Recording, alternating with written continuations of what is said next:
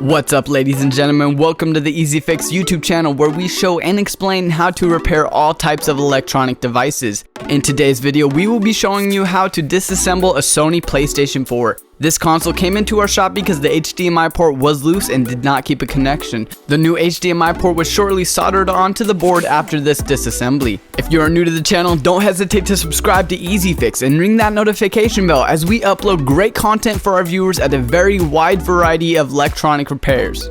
Also, please don't forget to slap that like button, as you always know that it helps us out to create more videos just like this one. As always, be sure to stay safe out there and enjoy the video.